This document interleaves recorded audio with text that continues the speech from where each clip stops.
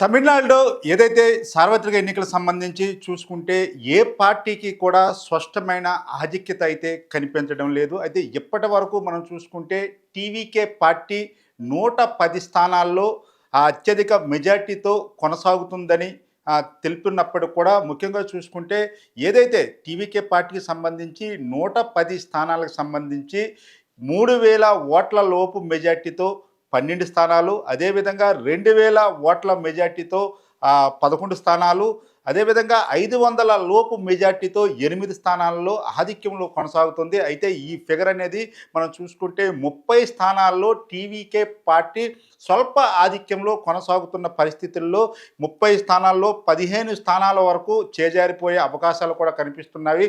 అయితే ఈ నేపథ్యంలో టీవీకే పార్టీకి 90 నుండి 95 స్థానాలు మాత్రమే ఫైనల్గా వచ్చే అవకాశాలు అయితే స్పష్టంగా కనిపిస్తున్నవి. అయితే ఈ నేపథ్యంలో టీవీకే పార్టీ కాంగ్రెస్తో కానీ లెఫ్ట్ పార్టీకి సంబంధించిన వాళ్ళతో కానీ పొత్తు పెట్టుకొని ఆ అధికారం చేపట్టాలి, విజయ్ ముఖ్యమంత్రి సీట్లో కూర్చోవాలి అనుకున్నా వీళ్ళకి సంబంధించిన మద్దతుతో అయ్యే ప్రసక్తే కనిపించట్లేదు.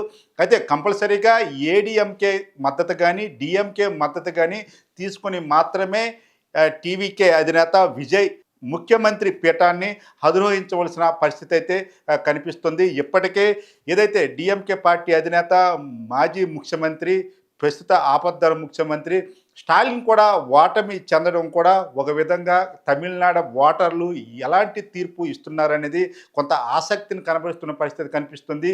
ఏది ఏమైనా సరే ఈ 2026 సార్వత్రిక ఎన్నికలకు సంబంధించి తమిళనాడు రాజకీయాల్లో ఓటర్లు మాత్రము హంగ్ తీర్పు అయితే ఇవ్వడం జరిగింది. ఎవరో కూడా స్పష్టమైన మెజార్టీ అయితే ఇచ్చే పరిస్థితి కనబడడం లేదు. ఫైనల్ రిజల్ట్ వచ్చేసరికి మాత్రం టీవీకే పార్టీ లార్జెస్ట్ పార్టీగా ఉంటుంది. 90 నుండి 95 సీట్లకు మాత్రమే పరిమితం అవుతుంది.